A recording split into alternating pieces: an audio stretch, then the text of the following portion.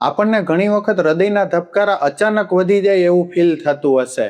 તો આ બાબતને ગંભીર ગણવી કે ન ગણવી એના વિશે આપણે આજે ચર્ચા કરીશું.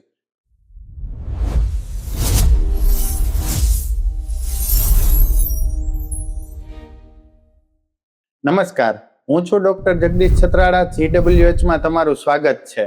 હૃદયના ધબકારા અચાનક વધી જાય એને પાલ્પિટેશન કહેવામાં આવે છે. અત્યારના સમયમાં હૃદયમાં કાંઈ પણ થાય એટલે બધાને ચિંતા થવા લાગે. તો આપણે એ વાત કરી લઈએ કે એવી કઈ કન્ડિશન છે જેમાં પાલ્પિટેશન થાય એટલે કે હૃદયના ધબકારા વધે તો પણ કંઈ ચિંતા કરવાની કે ગભરાવાની જરૂર નથી. પાલ્પિટેશનનું સૌથી મુખ્ય કારણ છે એન્ઝાઇટી એટલે કે ચિંતા અને પેનિક એટેક. પેનિક એટેક એ કોઈ હૃદયનો એટેક નથી, એ એક પ્રકારનો ઇમોશનલ એટેક ગણાય.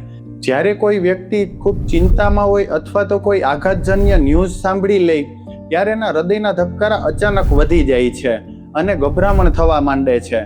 તો આવી કન્ડિશનમાં કોઈ ચિંતા કરવાની જરૂર નથી. થોડા શાંત થઈ જાઓ અને ઊંડા ઊંડા શ્વાસ લો એટલે ઓટોમેટિક હૃદયના ધબકારા નોર્મલ થઈ જશે. વધુ પડતા કોફી અને આલ્કોહોલના સેવનથી પણ હૃદયના ધબકારા વધી શકે. તો આમાં પણ કોઈ રિપોર્ટ કરાવવાની જરૂર નથી. આલ્કોહોલ અને કોફીનું વધુ પડતું સેવન બંધ કરી દો એટલે ધબકારા આપોઆપ નોર્મલ થઈ જશે. વધુ પડતી હેવી એક્સરસાઇઝ, ઉજાગરા, ડિહાઇડ્રેશન આવી બધી કન્ડિશનમાં પણ હૃદયના ધબકારા વધી જતા હોય. તો આમાં પણ કોઈ ચિંતા કરવાની જરૂર નથી. આરામ કરો અને ખૂબ વધુ પાણી પીવો એટલે આપોઆપ પાલ્પિટેશન બંધ થઈ જશે. તો હવે એવી કઈ કન્ડિશન છે કે જેમાં ડોક્ટરને બતાવવું ફરજિયાત છે? તો એમાં સૌપ્રથમ આવશે એનિમિયા એટલે કે હિમોગ્લોબિનની ઉણપ હોય તો ઓક્સિજન સપ્લાયને પૂરી કરવા માટે હૃદયના ધબકારા અચાનક વધી જાય છે. તો આવી કન્ડિશનમાં આપણે હિમોગ્લોબિનનો રિપોર્ટ કરાવવો જોઈએ.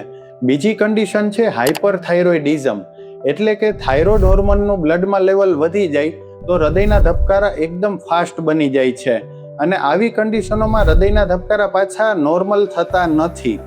જ્યારે પણ પાલ્પિટેશનમાં તમને ગભરામણ થવા માંડે, પરસેવો વળવા માંડે, છાતીમાં અતિશય દુખાવો થવા માંડે તો તમારે તાત્કાલિક કાર્ડિયોલોજિસ્ટને કન્સલ્ટ કરી ઇકો, ECG અને અમુક બ્લડ રિપોર્ટ કરાવવા જોઈએ અને એની સલાહ મુજબ જ આગળની સારવાર કરવી જોઈએ. ધન્યવાદ.